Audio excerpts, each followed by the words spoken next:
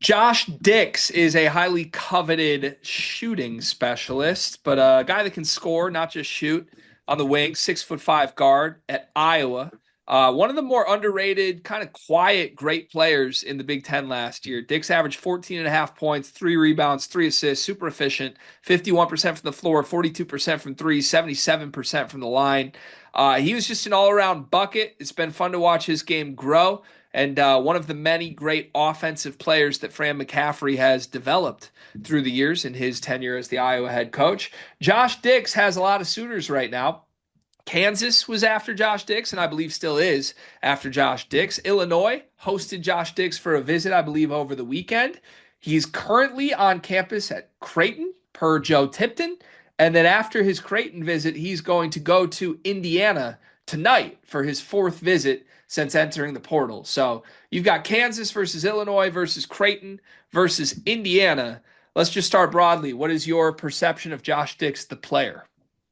Yeah, kind of like you said. I mean, he's known as this elite spot up shooter, 42% for his career on a bunch of makes, but he's attempted more two pointers than threes this past season. I think that's worth noting. He's a little more versatile than that. Per CBB analytics, finished 70% at the rim. I think that's really good. That speaks to his ability that he can play big. He's not afraid to, he doesn't shy away from contact. And even beyond that, too, like I know Fran would use him out of ball screens a little bit. Pretty good passer, has a good touch on if he's running like you can if he's like even making like a post entry, he's good at finding the bigs basically. So yeah, I think he's more versatile than you would expect. Just seeing like a white dude from Iowa who shoots 42% from three, you might just think that's all he can do. But I think in the right system, I still would love to see Kansas or Illinois. It's easy for me to see him taking off. Like the whole Creighton visit, he would make a lot of sense there, but to me, Creighton just feels like the good version of Iowa, and I would like to see him mix it up a little bit and try something different.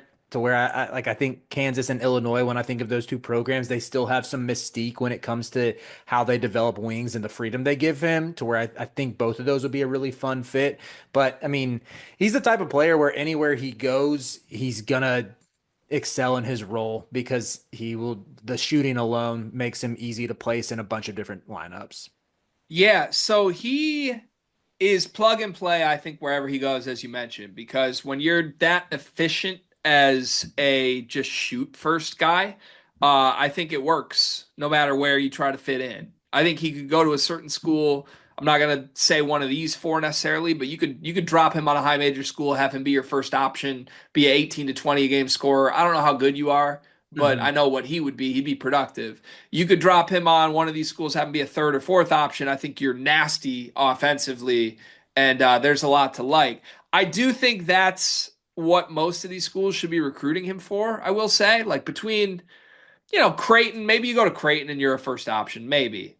If he ends up at Indiana next to Tucker DeVries, or Kansas with Darren Peterson, or Illinois, who knows what Illinois is going to bring back. I would hope Josh Dix is not the first option on those teams. I don't think that's what they should be expecting. Now, I think he's commanding first option money because the rumor number alleged, it's always alleged. Shout out to Coleman Hawkins.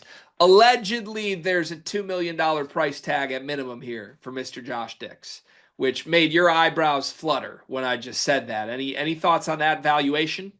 Yeah, I mean, if someone, it's not my money, so like, God bless you if you want to make that donation. Like, I'm not gonna fault Josh for getting the bag. I just, even, yeah, I'm with you. I would not want him as my go-to offensive alpha. Even I still think like Illinois, I trust that Underwood's going to assemble talent. Like we have no idea what their roster is going to look like right now, but when you look at even the past 2 years with some of the wings they've had from Will Riley to Terrence Shannon to Marcus Domask, like they're a role he could be sold on. And I don't know. I don't think he's Will Riley. He's definitely not TSJ level, but like, I mean, Will Riley was really up and down this year and was on a tear to end the season. Maybe Dix is like a more consistent version of that, where he finishes the year with similar stats. I know that Domask played a ton with the ball in his hands and was a playmaker type. I could see, like, do you think Dix has a? I mean, I could see this, but I don't watch the Big Ten as much as you. Could you see Josh Dix like flourishing in a role like that? Because he has some of those same playmaking chops. And when Domas transferred to Illinois, we weren't thinking like, oh, this dude's basically a point wing. Like, I think Brad got the most out of him on that end. I don't hate that idea at all. Yeah, I think honestly, if you're looking for a comp for Dix, maybe Marcus Damask, but with better shooting is a good Hmm. one. And he's Big Ten ready. We know that. So yeah, I don't hate that. I think he is a guy who can like post a little bit, which was part of what made Damask work. He could back you down and play one on one. He's cerebral. He's smart. Most importantly, he's just efficient. Like I've rarely ever watched Josh Dix and felt like he wasn't, going to make more shots than he misses. He's a knockdown shooter, truly. So the interesting thing for me, looking at this list of four, two of these schools are after other Iowa players. Creighton just landed Owen Freeman. Illinois is trying to get Price Sanford. There's a thing, I mentioned this with Owen. Do you really just want to be Iowa? I don't Because think you like do. to be clear, Riley, Iowa this past season won 17 games, finished 12th in the Big Ten, got Fran McCaffrey fired, and on that team, Josh Dix was the third option. So I'm supposed to believe he's now going to step into Kansas, who's losing everybody, and be like a featured player on a good team?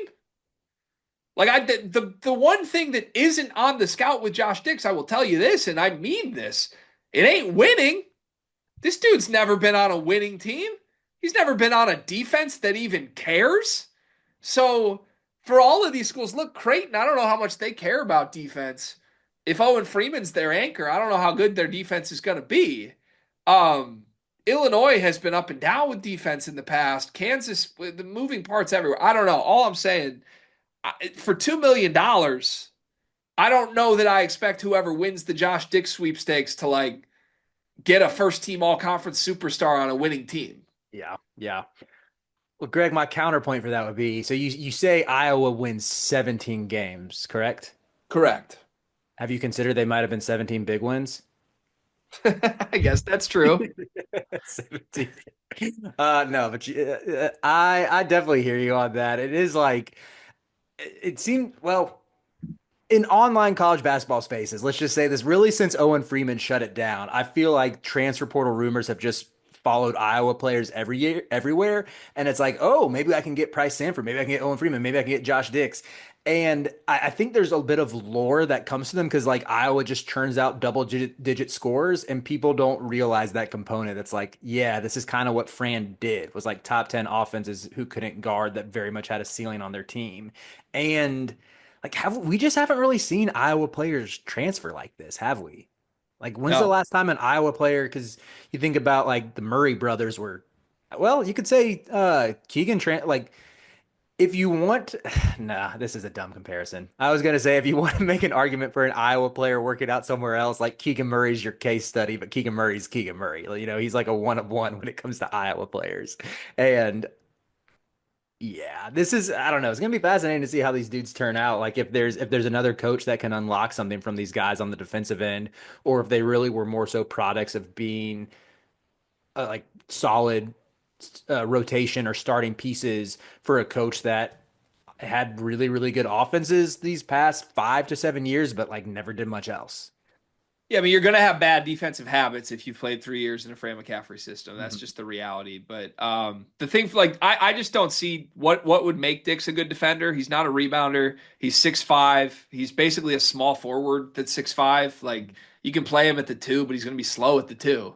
So I just think he's a net negative there no matter what system he ends up in. But you hope the offense is good enough that it negates that, which I think is true. Out of these four schools, I have one I would like to see him land at out of these four very clearly. Do you have any feel on that? Yeah, I'm still gonna rock with Illinois for the Marcus Damask comp. I trust like he's the one. Well, I mean, I trust Self will. I don't know. As weird as it sounds, I trust Underwood at this very moment on March 31st, 2025 to build a more talented roster than Bill Self. Yeah, And that is crazy. that's because of Self's health concerns. That's because he's getting up there in age to where like who knows how this is going to unfold. I haven't heard any rumors or anything, but like just Underwood usually gets underrated guys in the portal and then he might clean up with some dudes overseas. Like he might go find the next Will Riley who's a bucket getter at the wing and then takes a lot of pressure off of Dix to just be more of an ancillary piece who can maybe take over in spurts like we saw Damask do. So yeah, I'll say Yeah. Illinois feels like the best fit to me. If he ends up in Illinois, I expect him to be a productive starter for what it's worth. You're not really going to sell me on like Boswell, Dix, Alex Sarr being like an awesome team. Maybe I'm being disrespectful, but that feels pretty clearly it's missing a star to me if that's the team. One, Um, it's Dame. Show respect to the little brother. Uh, oh, sorry. that's I need to submit this to Carter because if I know Carter like I think I do, me and him are both going to be way too high on a Boswell Dixon Sar wing rotation Boswell, for Dix, perimeter unit. Sar, Ivisic. I feel like you guys are gonna think that team's a Final Four team, and I'm gonna Yeah, be like, I don't see the vision at totally. all. But And then no, they're I'm gonna going to be an give eight seed. benefit of the doubt to my Illini here and say they're gonna dream higher than Josh Dix. I would like to see him end up at Indiana, where Indiana needs 13 guys. They're not in a position where they need a certain level thing right now. They need bodies. But Dix would not have to be the first option at Indiana. He would play off of Tucker DeVries. I think the Indiana crowd would get very excited about the Caucasian mix of stars that they have on the wing. He would look great in those candy stripes. I see Dix and DeVries working really well together. I don't hate that. To me, I'm just like I just want something exciting, and it's tough for me to get excited about Darian DeVries right now. Yeah. Yeah, I feel you. But that's why I think Josh Dix is a perfect fit there, to be honest. So we'll see. Feels like he's going to stick in the Big Ten one way or the other. We'll have more coverage of Josh Dix and his next step as it arrives. It is March, and that means that March Madness is upon us. And if you are looking for a place to play, Underdog Fantasy has you covered. Sign up and deposit using code SLEEPERS, that's code SLEEPERS, to receive up to $1,000 in bonus credit plus a free pick. Head over to Underdog Fantasy today and use promo code SLEEPERS to take advantage of this amazing offer.